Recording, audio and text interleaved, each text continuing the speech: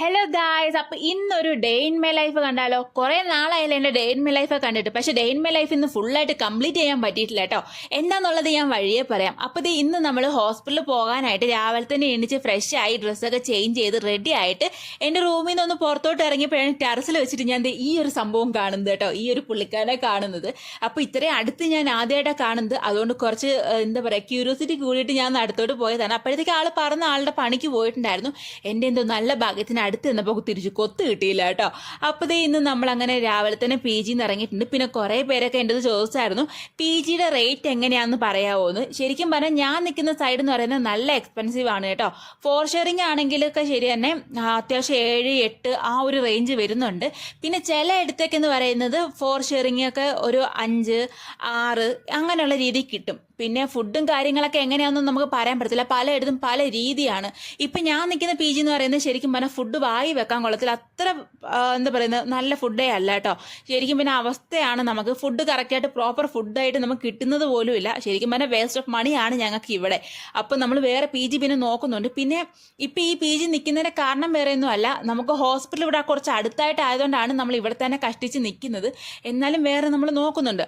പിന്നെയെന്ന് വെച്ചാൽ ചില പി ജിയൊക്കെ നല്ല രീതിക്ക് എന്താ പറയുക, കേരള ഫുഡ് കിട്ടുന്ന പി ജിയൊക്കെ ഉണ്ട് കേട്ടോ. അവിടെയൊക്കെ എനിക്ക് എത്രയാണെന്ന് എനിക്ക് അറിയത്തില്ല, പലയിടത്തും പല റേറ്റാണ്.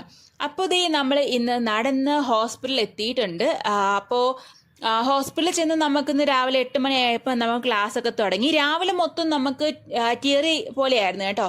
എല്ലാവരും ഇങ്ങനെ തിയറി പോലെ ഇങ്ങനെ പഠിപ്പിച്ച് തരുമായിരുന്നു. അത് കഴിഞ്ഞ് നമ്മളൊരു 1:30 കഴിഞ്ഞപ്പോഴത്തേക്കും നമ്മൾ നേരെ ഫുഡ് കഴിക്കാൻ വേണ്ടി പോയി. പിന്നെ 1:30 കഴിഞ്ഞ് 2:15 ആയപ്പോഴാണ് ഞങ്ങൾക്ക് അടുത്ത ക്ലാസ് തുടങ്ങിയത് കേട്ടോ. ആ ടൈം തൊട്ട്, അതായത് ഉച്ച കഴിഞ്ഞ് വൈകുന്നേരം വരെ നമുക്ക് പിന്നെ പ്രാക്ടിക്കൽ പോലെയായിരുന്നു ഇത് നമുക്ക് എന്താ പറയുക ക്ലാസ് നടത്തിയിരുന്നത്. അതായത് ക്യാനിൽ ഇടുന്നത് എങ്ങനെയാണ്, അതേപോലെ ബ്ലഡ് കളക്ട് ചെയ്യുന്നത് എങ്ങനെയാണ്, അങ്ങനെയുള്ള കാര്യങ്ങളൊക്കെ നമ്മുടെ കോളേജിൽ പഠിപ്പിച്ചിരുത്തില്ലേ, അതുപോലെയാണ് ഇവിടെ ഞങ്ങൾക്ക് പഠിപ്പിച്ചു തന്നത് കേട്ടോ. ശരിക്കും പറഞ്ഞാൽ ആ ടൈമിലേയും ഭയങ്കരമായിട്ട് കോളേജ് മിസ് ചെയ്തു. കാരണം നമ്മുടെ ടീച്ചർ നമ്മുടെ അടുത്ത് നിന്ന് ഇങ്ങനെ പറഞ്ഞു തരും, നമ്മളെല്ലാവരും കൂടെ കൂടി നിന്നിങ്ങനെ നോക്കിക്കൊണ്ട് നിൽക്കുക, അതേപോലെ നമ്മൾ ചെയ്ത് പഠിക്കും, അതൊക്കെ ഉള്ളൊരിതുണ്ടല്ലോ. അതുപോലെയായിരുന്നു ഇന്ന് ഞങ്ങൾക്ക്.